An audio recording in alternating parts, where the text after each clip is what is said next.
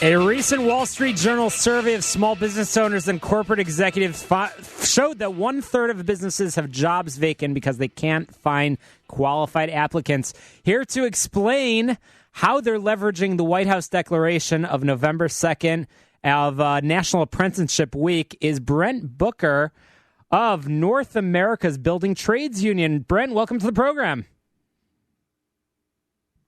Brent, are you here with us?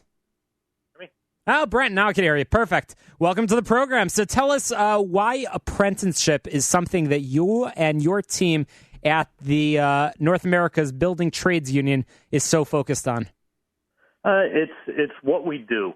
We talk about our apprenticeship program being the other 4-year degree, and it's talking about how you can get skills you earn while you learn, accredited programs, and if you are an apprentice in the construction industry, you're going to be firmly entrenched in the middle class. And that doesn't require a dime of taxpayer money. Exactly. These are privately funded programs. These are the monies that come for our training centers come out of our members' checks, something that we negotiate with our employers and something that does not cost the taxpayer a single dime.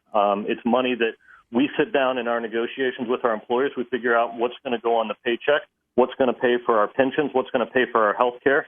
And then what we're talking about this week is the amount of investment that we have that goes into our training infrastructure. Interesting. And it's impossible to pick up a newspaper these days without hearing about skyrocketing student debt. And yet again, this is something that won't cost student loans. It won't cost taxpayer money.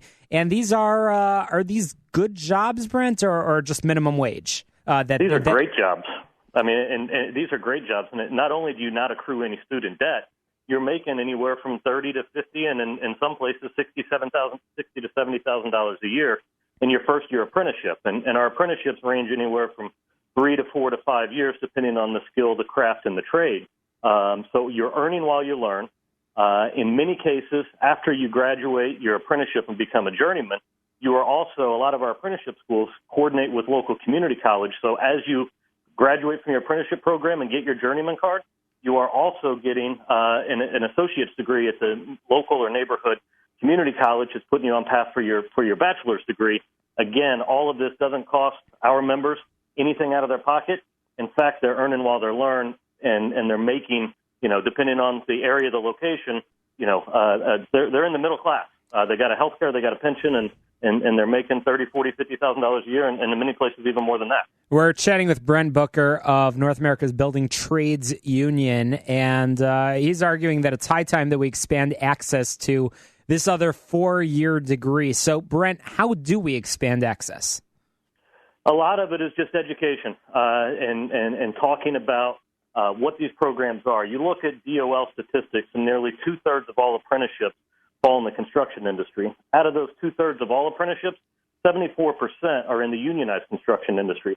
We, as in the unions, have to do a better job of marketing to the young people to talk about the advantages of having a career in the construction industry, talk about what type of debt they're going to have. And in our case, you have zero debt after 4 years. In fact, you're out there working every day. You're getting your 40 hours a week on the job site. You're going to school and a class on the nights and the weekends.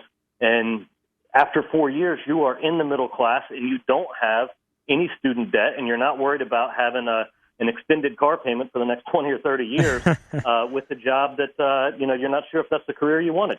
Well, Brent, this is something that it's a much larger conversation than a few-minute interview and a White House declaration of declaring 1 week as National Apprenticeship Week.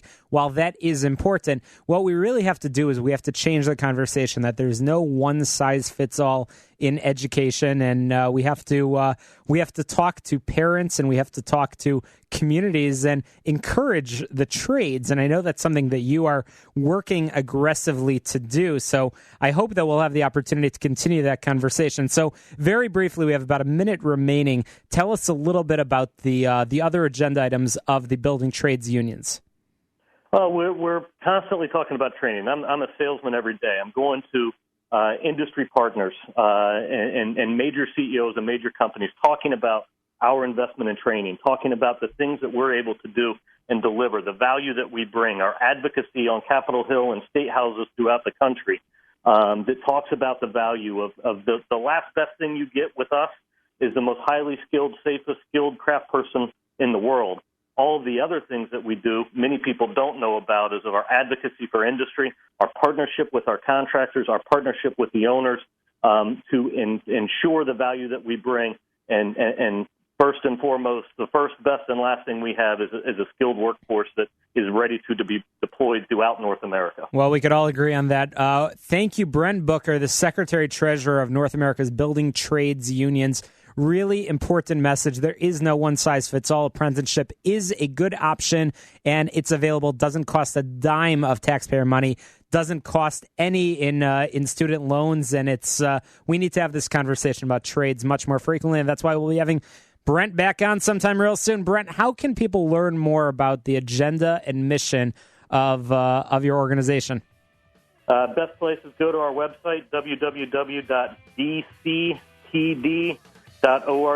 I appreciate the time on your show and would welcome future opportunities to talk to you about the skilled trades. Fantastic, Brent. We appreciate it. As always, you get on my website, shalomklein.com. That's where you can download podcasts of Get Down to Business and find out who's going to be on next week on the show. After the break, we're going to be chatting with Ron Milichek of MCHC, talking about the business event, which is taking place next week. Don't touch the dial.